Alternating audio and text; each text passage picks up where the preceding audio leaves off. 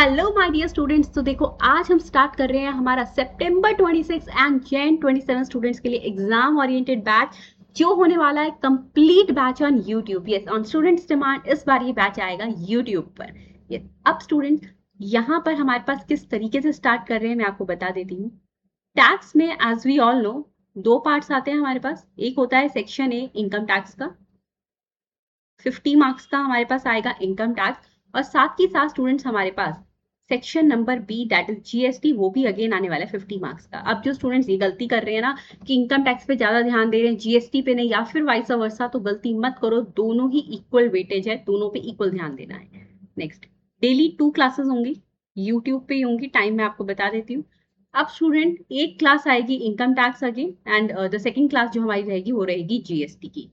Ma'am क्या यहाँ पे कंप्लीट सिलेबस कवर होने वाला है? हाँ जी, सारे कंसेप्ट 100% कंसेप्ट जो है इस क्लास में आपके कवर होंगे। मैं स्टार्ट कर रही हूँ डे 1 से, यानी कि इनकम टैक्स की क्लास से। यार ये देखने में कुछ कुछ आईसीएआई के मॉड्यूल जैसा नहीं लग रहा? हाँ, अगेन देखो हम क्या कर रहे हैं, जिससे सभी स्टूडेंट्स के पास ये बुक अवेलेबल हो, तो मैं आपको ये बैच करवा रही हूँ आईसीएआई के मॉड्यूल्स।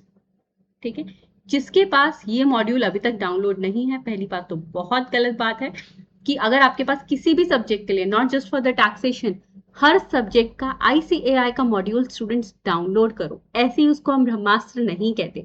चाहे आप कोई भी रेफरेंस बुक ले रहे हो, चाहे आप इवन मेरी रेफरेंस बुक ले रहे हो या किसी भी और टीचर की, बट स्टिल आईसीएआई के जो जितने भी हमारे पास उसके मॉड्यूल्स हैं उनको प्लीज इग्नोर मत करो फॉर एनी सब्जेक्ट। ओके, तो डाउनलोड कैसे कर सकते हो? आईसीएआई की वेबसाइट से कर सकते हैं।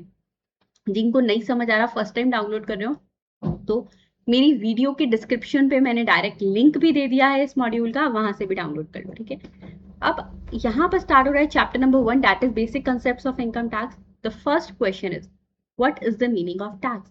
टैक्स का आखिर में मतलब क्या है भाई? ये टैक्स लग क्यों रहा है क्या ये? मतलब क्या हो गया इसका? आ जाओ देखते हैं। तो देखो student, first question, what do you mean by tax? Tax है क्या? अगर मैं इसको सिंपल सी लैंग्वेज में बोल दूं तो this is the cost of living in a society.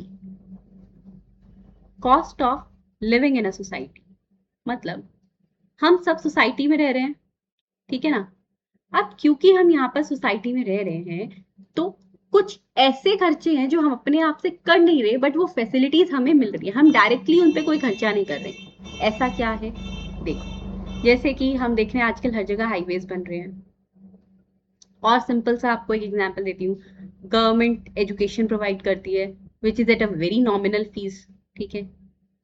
या फिर हम सोसाइटी में रह रहे हैं, हमें रोड्स मिलती हैं, डैम्स मिलते हैं, ब्रिजेस मिलते हैं। क्या उसके लिए कभी हमने डायरेक्टली जाकर, हमारे घर के आगे की सड़क बन रही है मान लो, तो आपने डायरेक्टली जाके बोला क्या ये लो भाई मेरे 10,000 रुपए, तुम सड़क बना रहे हो, मेरा कॉन्ट्रीब्यूशन? नहीं। तो वो कौन बना रहा है मैम? वो गवर्नमेंट बना रही है। अब स्टूडेंट, क्योंकि हम उन सारी फैसिलिटीज का, not just these facilities, all of those facilities which are provided by the government at a no cost or a very nominal cost, क्योंकि हम उनका बेनिफिट ले रहे हैं, ठीक है, तो उसकी वजह से हमसे गवर्नमेंट क्या कलेक्ट कर रही है? गवर्नमेंट को भी तो अपना कोई रेवेन्यू सोर्स चाहिए, तो गवर्नमेंट हमसे ले लेती है टैक्सेस। ठीक है, so taxes are basically the cost of living in a society. जो कौन हमसे कलेक्ट कर रही है या कौन उन टैक्सेस को लगा रहा है, कौन सा एक्सपेंस को हमारे ऊपर लगा रहा है कि तुम्हें देना पड़ेगा, that is levied and collected by the government. Levied and collected by the government. अब गवर्नमेंट ऐसा क्यों कर रही है?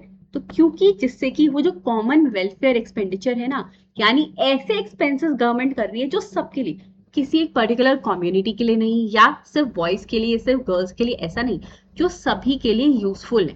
ठीक है, जैसे स्टूडेंट वो टाइम टाइम पे वैक्सीनेशन प्रोवाइड करते हैं, या फिर जो भी ऐसे खर्चे कर रहे हैं, उस सब के लिए उनको रेवेन्यू चाहिए, उनको भी कोई ना कोई इनकम सोर्स चाहिए। तो वो कैसे ले रहे हैं उसको? वो हम ही से ले रहे हैं in the form of taxes. Is it clear? कहीं कोई डाउट आता है तो definitely you can ask in the comment section, और आपको डिस्क्रिप्शन में साथ ही साथ व्हाट्सएप ग्रुप का लिंक मिल जाएगा, वहां भी अपने डाउट्स में से क्लियर कर सकते हो। ठीक है, नेक्स्ट आता है मैम, ठीक है, आपने बता दिया टैक्स क्या है। अब बात आती है नेक्स्ट क्वेश्चन जो हमारी बुक पे भी दिया हुआ है। तो ये समझ आ गया what do you mean by tax? Tax कितने टाइप का होता है? So the next question is types of taxes. Student, as it is an exam oriented batch ना, तो मैं इसकी स्पीड थोड़ी सी फास्ट रख रही हूँ जिससे कि हम फटाफट से हमारे सिलेबस को कवर भी कर सकें, क्योंकि now we have approximately 4 months, तो हम सिलेबस भी कवर कर सकें, प्रैक्टिस भी कर सकें, टेस्ट भी कर सकें। ठीक है, स्पीड थोड़ी सी फास्ट रख रही हूँ। टाइप्स ऑफ टैक्सेस, कितने तरीके के टैक्सेस होते हैं? सो ब्रॉडली हमारे पास जो टैक्सेस की क्लासिफिकेशन है, कैटेगराइजेशन है, वो दो तरीके की है। एक है डायरेक्ट टैक्स, सेकेंड आता है इनडायरेक्ट टैक्स। अभी मतलब भी बताते हैं, direct tax and the indirect tax. अब ये डायरेक्ट टैक्स क्या है और ये इनडायरेक्ट टैक्स क्या है, तो देखो, starting from the direct tax, ये क्या है? मान लो गवर्नमेंट है और ये एक पर्सन है चिंतामणि। कौन है? चिंतामणि।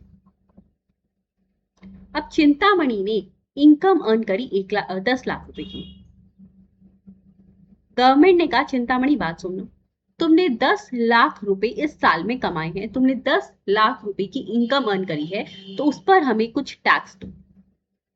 अब टैक्स कौन देगा अपनी इनकम पर? चिंतामणि देगा या फिर कोई और देगा? नहीं नहीं, चिंतामणि की इनकम है तो उस पर जो टैक्स पे करना है गवर्नमेंट को, वो चिंतामणि खुद करेगा।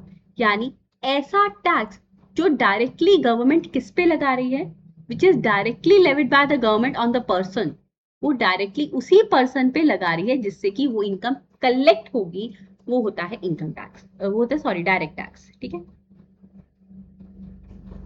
अब स्टूडेंट्स डायरेक्ट टैक्स की टाइप भी बताती हूँ, लेकिन इससे पहले ना मेरे से इनडायरेक्ट टैक्स समझो कि इनडायरेक्ट टैक्स क्या है, तभी आपको जो है उसकी टाइप्स अच्छे से समझ आएंगी।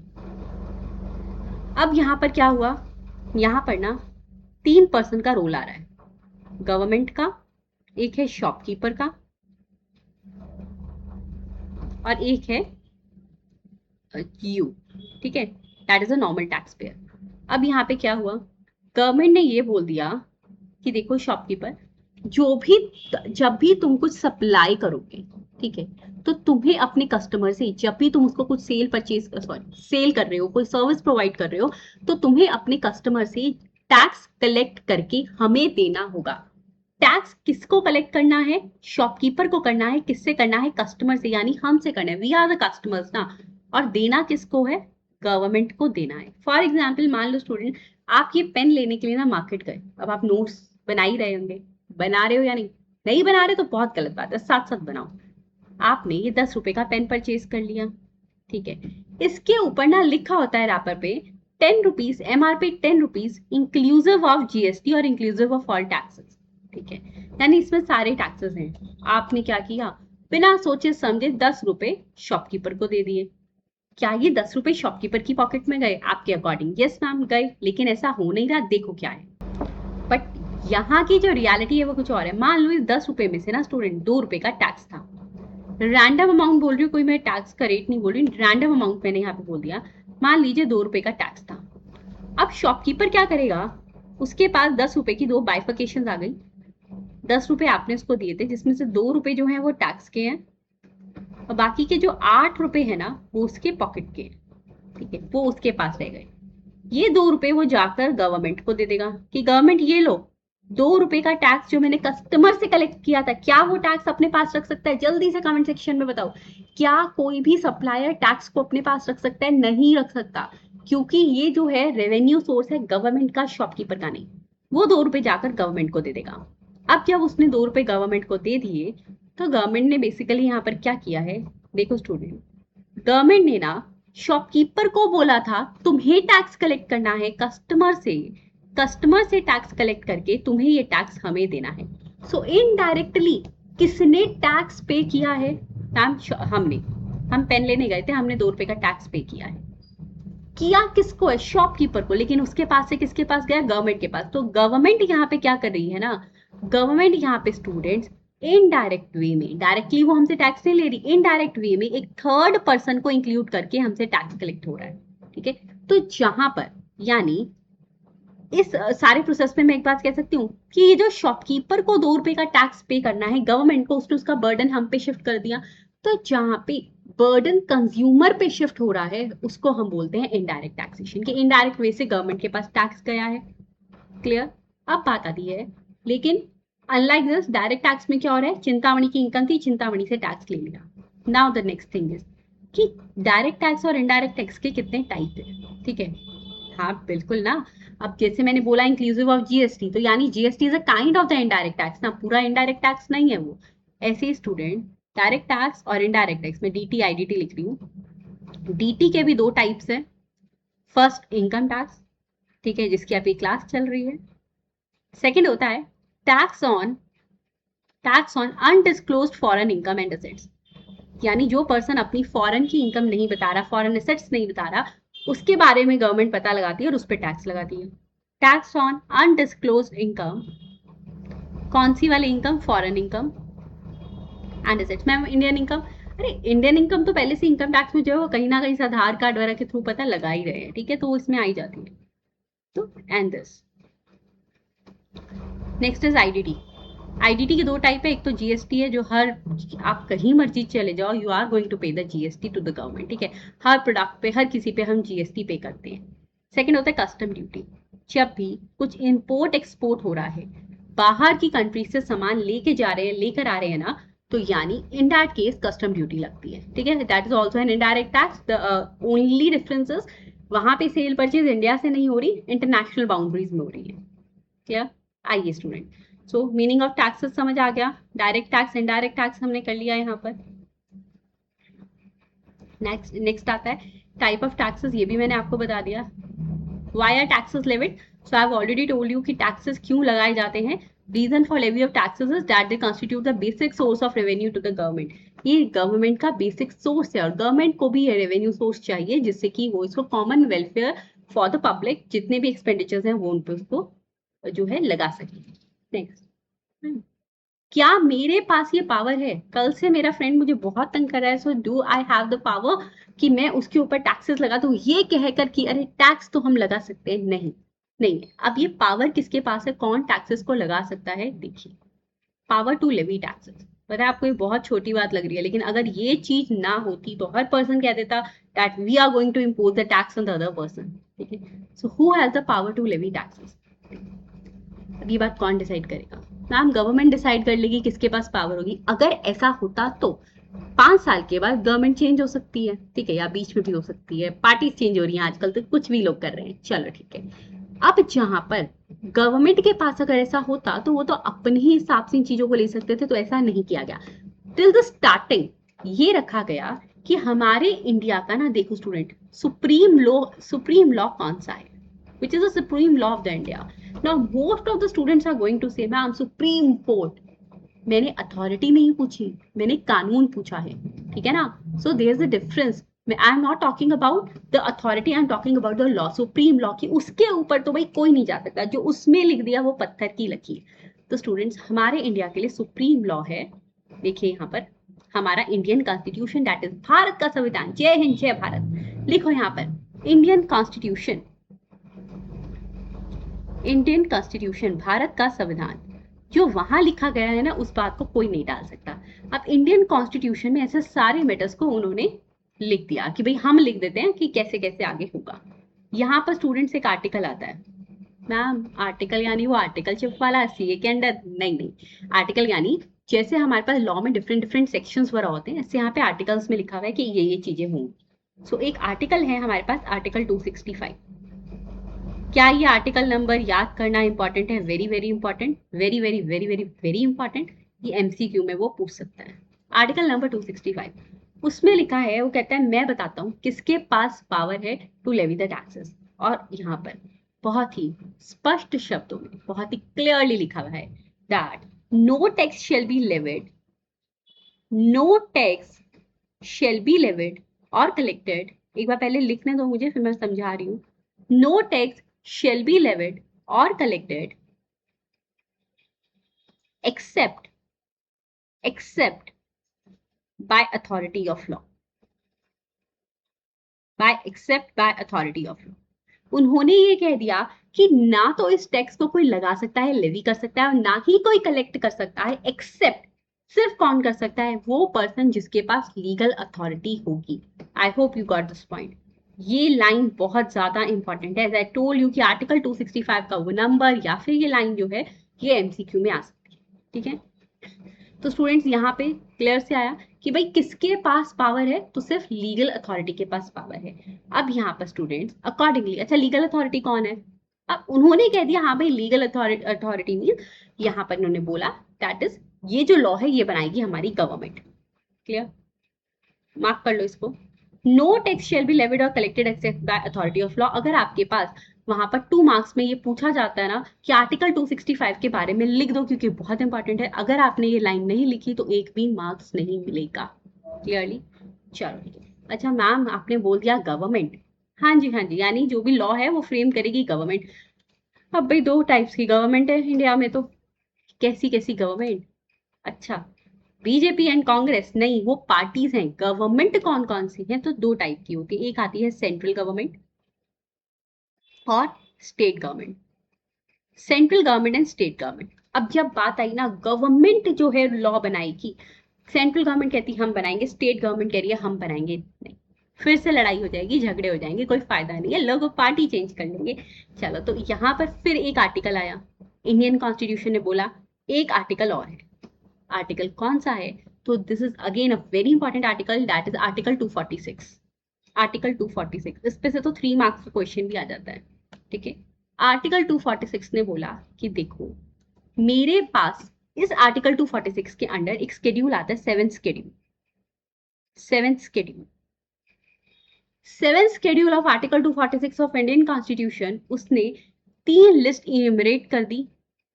कितनी लिस्ट उसने बता दी हमें, 3 लिस्ट स्टूडेंट, और उन 3 लिस्ट में लिख दिया कि देखो हम बता रहे हैं कि कौन से मैटर पर सेंट्रल गवर्नमेंट लॉ बनाएगी, यानी पार्लियामेंट लॉ बना रहा है, कौन से मैटर्स पर हमारे स्टेट लेजिस्लेचर्स लॉ फ्रेम करेंगे, और कौन से ऐसे मैटर्स हैं जहां पर दोनों क्यूमुलेटिवली यानी जॉइंट होकर लॉ बनाएंगे। ठीक है, वरना लड़ाई झगड़े तो भी बहुत होते हैं।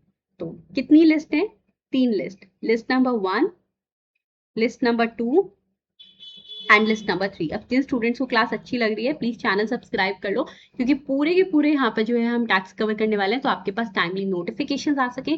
साथ ही साथ में अपने फ्रेंड्स के साथ शेयर करना बिल्कुल ना भूलना। ठीक है, list 1, list 2, list 3, list 1, list 2, list 3। अब लिस्ट 1 है यूनियन लिस्ट। यूनियन लिस्ट यानी यूनियन लिस्ट में वो मैटर्स लिखे हुए हैं जिसपे सेंट्रल गवर्नमेंट यानी कि हमारी पार्लियामेंट जो है वो उन मैटर्स पे लॉ बना सकती है। ठीक है, मैम कोई एक एग्जांपल दे दो, बिल्कुल दे देती हूँ। इनकम टैक्स, इनकम टैक्स जो है वो यूनियन लिस्ट में है, यानी लिस्ट नंबर 1 में है, यानी इनकम टैक्स से रिलेटेड जितना भी लॉ है वो सब पार्लियामेंट बनाती है। ठीक है, सेंट्रल गवर्नमेंट बना रही है और कोई नहीं। अब इस लिस्ट में तो बड़ी सारी एंट्रीज होंगी, हाँ जी, तो उसकी एंट्री नंबर 82 पे इनकम टैक्स के बारे में लिखा है। अब सब्जेक्ट इनकम टैक्स है तो आपको लगता है ये एंट्री नंबर आप भूल सकते हो, नहीं, एंट्री नंबर 82। ठीक है, लिस्ट 2 है स्टेट लिस्ट। यहाँ पर वो मैटर्स लिखे हुए हैं जिन पर जो अथॉरिटी है, जिनको एक्सक्लूसिव राइट्स है, in fact I must use the word exclusive rights for the union list and for the state list. Exclusive right है पार्लियामेंट के पास to make the law on the matters which are enumerated in the union list, and state legislature के पास यही exclusive right है। Exclusive मतलब सिर्फ उसके पास है। कौन सी लिस्ट के मैटर्स पे, स्टेट लिस्ट, स्टेट लेजिस्लेचर। तो भाई ये कौन सी लिस्ट है, list number 3, that is a concurrent list. Concurrent list वो लिस्ट होती है स्टूडेंट जहां पर both the government has the power to make the laws on the matter which are written in this list. ठीक है, आ जाइए अब एक बार ऊपर, तो देखो 7th शेड्यूल टू आर्टिकल 246 ने 3 लिस्ट बना दी, जिसमें उन्होंने लिख दिया कि पार्लियामेंट या स्टेट लेजिस्लेचर के पास कब कब राइट है to make the laws for this purpose. First is union list, state list, concurrent list, हमने बात कर ली इसके बारे में। देन इनकम टैक्स जो है स्टूडेंट्स यहाँ पर कौन सी एंट्री पर आ रहा है, एंट्री 82 पर। सॉरी, आई होप सबको ये लिस्ट क्लियर होगी। क्लियर है, वेरी गुड। नेक्स्ट टॉपिक आता है overview of income tax in India. अब हम बात कर रहे हैं इनकम टैक्स के बारे में, हाँ जी। अब इनकम टैक्स के लिए students the very very very important thing here is, ma'am अगर मुझे इनकम टैक्स पढ़ना है तो मैं क्या करूं, ICAI का मॉड्यूल पढ़ लूं, वो तो चलो बात हो गई फॉर द एग्जामिनेशन पर्पस। अगर एक्चुअल में एज अ प्रोफेशनल, ठीक है, या किसी भी पर्सन को पूरे इनकम टैक्स के बारे में जानना है ना, so there are 5 components of the income tax law. There are 5 components. एक है income tax act, first one is the income tax act. अब स्टूडेंट इनकम टैक्स एक्ट के बारे में यहाँ एक बात अच्छे से समझ लो, सबके माइंड में आ रहा होगा, इनकम टैक्स एक्ट यानी income tax act 2025. Practically, yes, but for the examination purpose of the September exams and for the Jan 27, आप यहाँ गलत हो, क्योंकि हमारे पास स्टूडेंट्स कौन सा इनकम टैक्स एक्ट एप्लीकेबल है for our examination, that is income tax act 1961. अब नया एक्ट आ चुका है, practically it has been implemented from the 1st of April 2026, लेकिन एग्जामिनेशन के लिए अभी भी यही पुराने वाला एक्ट एप्लीकेबल है, that is income tax act 1961. ठीक है. सेकेंड आता है एनुअल फाइनेंस एक्ट, जो हर साल जो है हमारे finance minister annual finance act को रिप्रेजेंट करते हैं. इनकम टैक्स के रूल्स आते हैं, circulars and notification and the legal decision of court. Clear. अब इन कंपोनेंट्स के बारे में एक एक करके पढ़ते हैं. अब फर्स्ट देखो, अब मैं आपको बता दूं student, this is an exam oriented batch ना, तो मैं थोड़ी सी स्पीड फास्ट रख रही हूँ और मैं बार बार आपको लाइन टू लाइन नहीं पढ़ा रही, मैं उतना पढ़ा रही हूँ जैसे आपको समझ आ सके. कहीं कोई डाउट है, आराम से बिना किसी हेजिटेशन के you can ask me out in the comment section और in the WhatsApp group. First component, एक तो पहले मेरे साथ इन कंपोनेंट्स को अभी की अभी क्लास में याद करो. कंपोनेंट्स को याद करो अभी की अभी, लिख कर याद करते हैं. चलो ठीक है, लिख कर याद करते हैं. कितने कंपोनेंट्स मैंने बताए हैं? 5 कंपोनेंट्स. कितने कंपोनेंट्स मैंने बताए हैं? 5 कंपोनेंट्स. लिख लें 5 कंपोनेंट्स, लिख लें. अब जो बच्चे नोट्स नहीं बना रहे ना, they are making a very very big mistake. कितने कंपोनेंट्स बोले हैं? मैंने 5 कंपोनेंट्स बोले हैं. क्वेश्चन एग्जाम में बहुत बार आता है, तो बहुत इंपॉर्टेंट है ये. पहला आता है हमारे पास स्टूडेंट्स यहाँ पर income tax act. Income tax act ma'am 1961 लिख दे? नहीं, कुछ नहीं लिखना. If they are asking about the 5 components of the income tax law, आप अभी के लिए सिर्फ इनकम टैक्स एक्ट लिखोगे, फिर एक्सप्लेनेशन में हम जाके बताएंगे कि हाँ भाई इनकम टैक्स एक्ट 1961 है. सेकेंड हमारे पास क्या आता है? Annual finance act. Annual finance act. Third, income tax के रूल्स, इनकम टैक्स रूल्स. फिर आते हैं circulars and notifications. Circulars and notifications, ठीक है, which are issued by the government and the civility. फिर बात आती है लीगल डिसीजन ऑफ कोर्ट. जो कोर्ट केस होते हैं ना, वो वाले, वो उनके जो डिसीजन होते हैं वो भी बहुत मैटर करते हैं. Legal decision of courts. ठीक है. तो 5 कौन से कंपोनेंट्स मैंने आपको बताया हैं? Income tax act, income annual finance act, income tax rule, circulars and notification and the legal decision of courts. Clear है? सबको याद हो गए? ठीक है. तो let's start from the income tax act 1961. अब स्टूडेंट्स ये क्या है? तो देखो, इनकम टैक्स एक्ट 1961 जो है ना, हमारा जो